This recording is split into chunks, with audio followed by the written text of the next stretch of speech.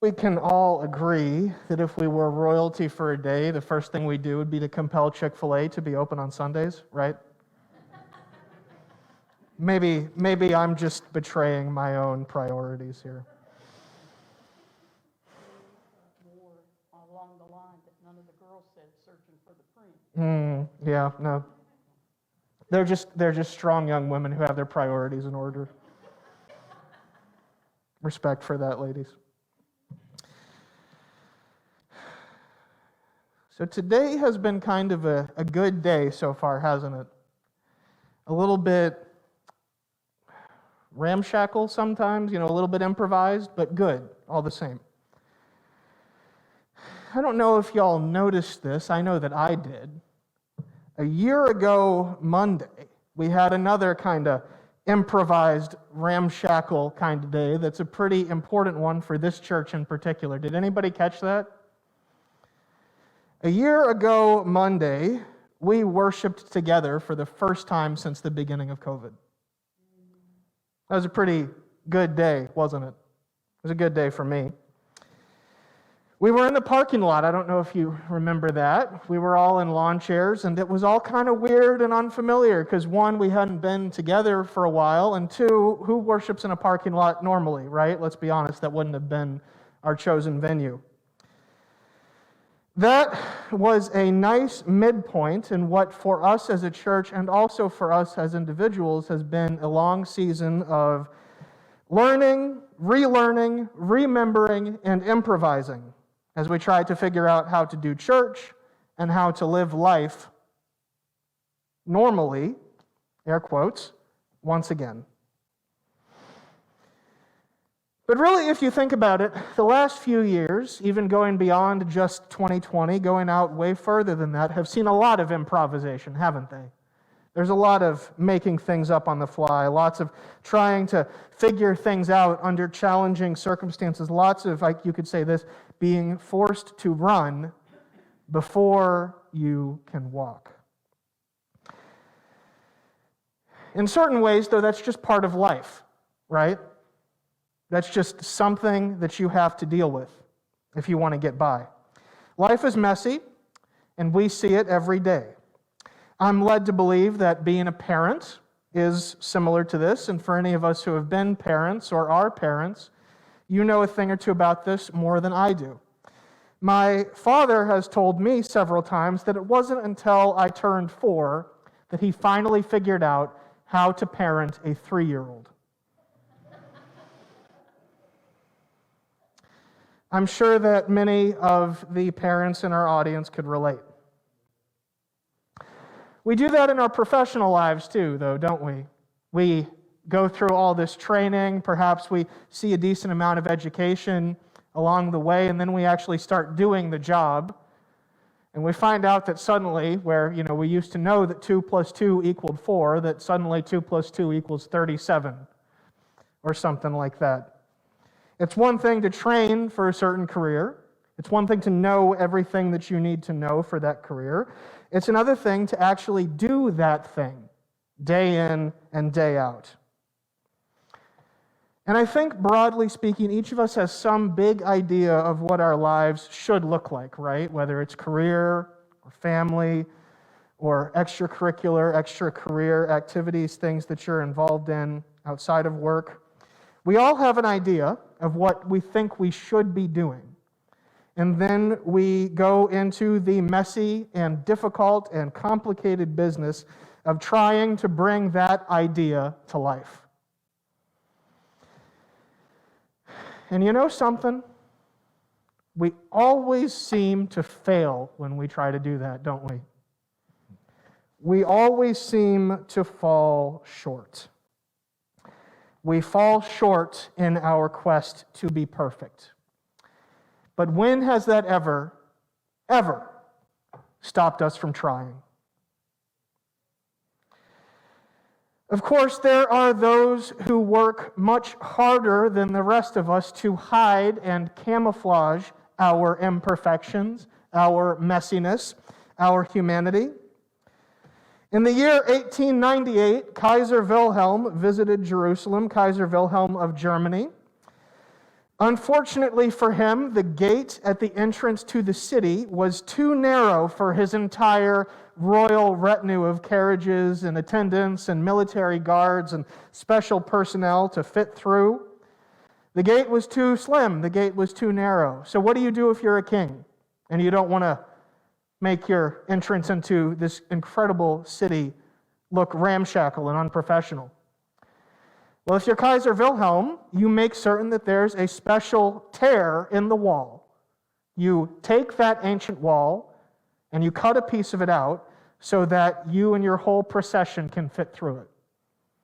That's what you do if you're a king.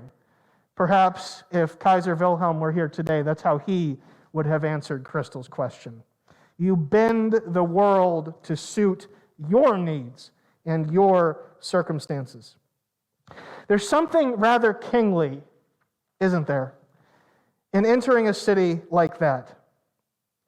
In entering a city by ripping a hole in the wall of the city so that you can fit in there.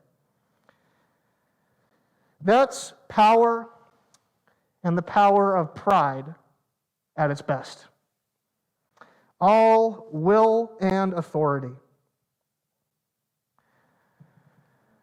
Kaiser Wilhelm would have been the last of many in some ways in a long line of people who liked to do that, though. Way back in the Roman times, in the times in which Jesus and his disciples themselves lived, there were even more spectacular, more grandiose, more prideful processions, more inclined to distract from the messiness of human life. When Roman generals came back to Rome from war, they would march defeated armies in chains ahead of them through the city. These huge columns of defeated prisoners would come through as a symbol of the power of Rome and of its leaders. And in so doing, they would distract the audience from the basic humanity of the generals. They would serve as a reminder that these generals, these great military leaders, were more than just men. The greatness of the general would be demonstrated through making others small, through humiliating others.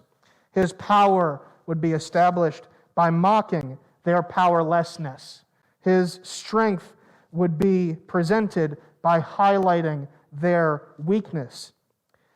Julius Caesar and others like him stood apart, above, and beyond the rest of the Roman world and the rest of the people of Rome.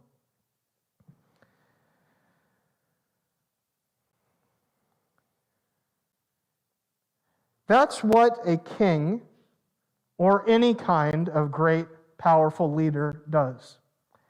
They bend circumstances to their will. Being human is weird, though. Because just as these kings, these great leaders, create circumstances of oppression and suffering, just as they step on the faces of the lowly and the afflicted, they themselves are so often brought back down to earth.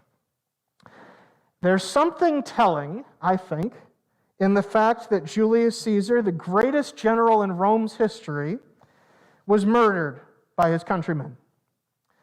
That Kaiser Wilhelm, who blew open the walls of Jerusalem so that he could fit through them, lived long enough to see his power, his throne, his ancient title stripped from him. The next time he went back to Jerusalem, if indeed he ever did go back, he would have gone back without knowing that any walls were going to be removed for him. He wouldn't have had any grand retinue. He would have walked as a simple man.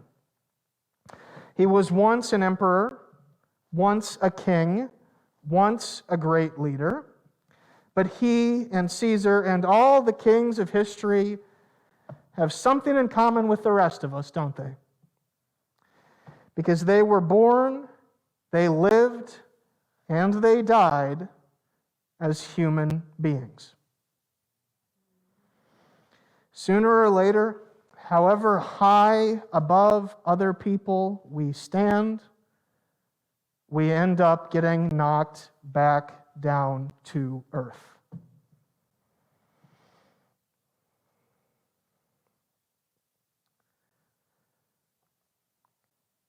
Which in a strange way makes it altogether appropriate, at least in my mind, that however strange it might have seemed, that Jesus, the King of Kings, the Lord of Lords, the Son of God, God made flesh, should enter Jerusalem in this manner in which he does.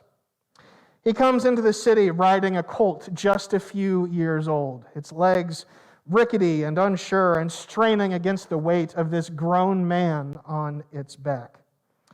He enters the city while striding across a sea of worn and ragged cloaks that belonged to worn and ragged people. Except for a few elites, the people of the ancient world would have been desperately poor in a way that we ourselves today can barely comprehend. And today, these desperately poor people surround Jesus, and they are not there as dutiful subjects sent by a monarch to wave and play the role of adoring people. They are there because they are genuinely overjoyed to see Jesus today. Can you imagine how you would have felt, what you would have seen had you been there? Dirty people, smelly people, tired people, people with bad teeth, people blind, people suffering from all number of diseases and conditions, all thronging the streets, cheering. Jesus is not surrounded by the trappings of power today. In this dirty scene, in this rough scene, in this scene that would seem for so many people to be undignified for a monarch, he is playing the starring role in a drama that to Caesar or to Wilhelm, or perhaps even to his ancestor David, would have seemed bizarre at best. Unrehearsed, improvised, like it was thrown together at the last minute. This whole scene, this whole sequence would have seemed undignified, not grand, not fancy, just messy. And in its messiness, the beauty would be found. Because to be messy is to be human. And if this scene is messy, it's a scene full of real people doing the things that real people do. So what is it that they do? What do these real people do when they see Jesus? How do they react? Well, it's not rehearsed. Blessed is the King who comes in the name of the Lord, they shout. Peace in heaven and glory in the highest. The Pharisees tell Jesus to rebuke his followers, but Jesus himself says that if he were to do this, the stones themselves would cry out. This scene is not some parade, not some carefully scripted drama. This scene is a tidal wave, a hurricane sweeping over a city all at once. This scene is a crowd full of real people with real needs, with dirt on their hands and hunger in their bellies and worry in their hearts, exploding with raw, unscripted, unadulterated joy. These people are feeling the joy of a young child on Christmas morning. These people are feeling the joy of a man who sees his bride walking down the aisle. These people are feeling the joy of a mother who looks into her baby's eyes for the first time. And it is all because of this Messiah, this man who would be king, who has the audacity, the boldness, the nerve to walk into their messiness and embrace it. These are the feelings that this king inspires. Not fear, not awe, just pure joy.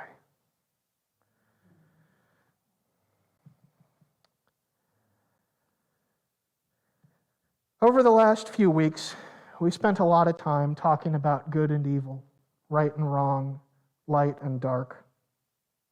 We spent a lot of time setting up this drama that we will be a part of in the next few days.